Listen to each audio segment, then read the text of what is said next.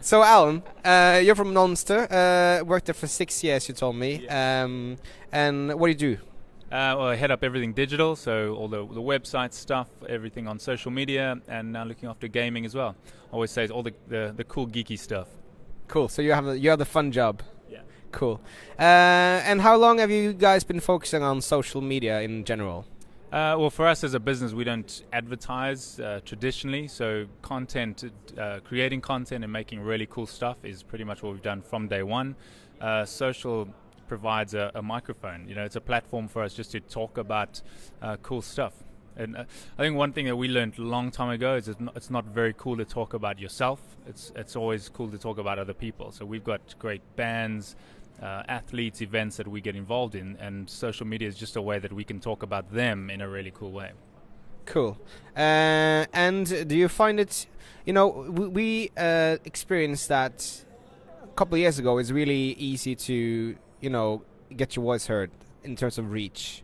And we see numbers that reach is just falling dramatically all over the place. Have you experienced anything like that? Painfully, I have to say yes. Yeah, I mean, a few years ago, 2 years ago, I think especially, it was a peak of things for us. We were kicking ass, really. At that point, I think we were getting about 600,000 new fans a month. And it was an incredible time. But yeah, over the last year or two, I think the change in the EdgeRank and the way Facebook puts content into news feeds has changed dramatically. So I wish I had the answer onto how to increase that, but we're just testing and trying new things. But I'd always come back to the number one thing for us is always just creating cool, credible content, and everything from there we can test and see how to increase. But yeah, it starts with the cool, credible content. Yeah, I agree. So, what kind of content do you create with your fans and with the guys you sponsor? Is it videos?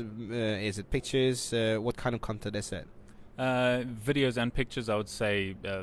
Visual. I'd like to say. I mean, Monster is a very visual brand, but I think as humans, we're just very visually kind of driven, really. So yeah, imagery and video is something that we put a huge focus into, because I think also the way you use Facebook and everyone else uses Twitter and stuff, and the majority of people being on mobiles now, it's just going through, and there's so much content and stuff flying into your news feed, so you're fighting for so much, and people, this is how they do it, and it's like, cool. So you really need that visual to stop you dead in your tracks, and then it's almost secondary. People will read what you have to say. So imagery for us is super important. Cool. And you said that you don't pay for advertising, but now that the reach is going down, do you experience anything, or do you try out advertising in any way? I mean, like, do you pay for reaching your fans or new target groups, and are you experiencing at all with ads now that the reach is so low? Yeah, historically we don't advertise, so we've kept to that same ethos through all of our social platforms. Do we advertise? No, you won't see an advert ever on our page going, drink Monster, it's the greatest tasting drink. We just view it as it's not very cool. We also don't view the trying to be too intrusive and forcing our content in front of other people's eyes or into new news feeds. Have we played around with advertising spends to get to boost our reach? Definitely, but the key thing for us as well is only targeting existing fans. So when our fans see that stuff, even if it does come across as a sponsored link, it'll always be to someone that has previously liked physically liked the page, not necessarily just liked a comment or post from somebody else, but has liked our page before, so it appears more natural. That sounds really smart. And last thing before I let you go, what would you say is the number one challenge for a marketer now in 2014? Big one, just pulling out the big guns.